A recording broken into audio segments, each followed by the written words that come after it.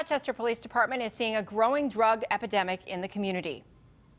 RPD getting support from U.S. Representative Jim Hagedorn, who made a stop in the Med City to talk to officers about the growing problem.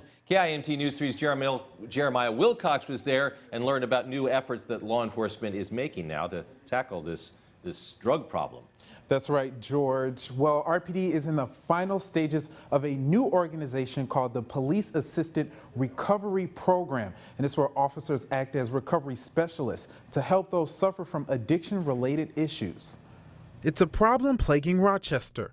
You're seeing an uptick in methamphetamine. There's a significant amount of methamphetamine, and as well as cocaine is back on the rise. Police Chief Jim Franklin teamed up with other law enforcement agencies to designate Olmsted County as a high-intensity drug trafficking area. 5 Minnesota counties, including Dakota, Washington, and Ramsey, are already considered high-intensity drug trafficking areas. That designation could result in federal funding for drug fighting efforts. Whatever the police are doing in this area, I am 100% behind, because we have to help the families in our community. Republican U.S. Representative Jim Hagedorn stopped by the North Police Station to offer his support. Well, the federal government has a role. There are monies out there, and we're working with the people to make sure they get the grants and the funds to augment that. Law enforcement is looking to tackle the problem on multiple fronts. RPD is in the final stages of a new program to battle drug addiction.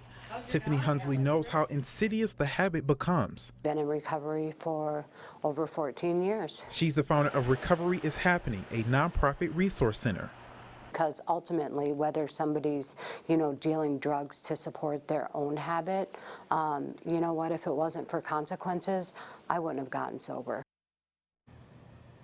Now, the application is still pending on designating Olmsted County as a high-intensity drug trafficking area. And George, if approved, they could get part of $26 million in funding. That's a big chunk of change. Thank you, Jeremiah. As for the PAIR program, officers are in training for that right now and will roll out that new initiative come July.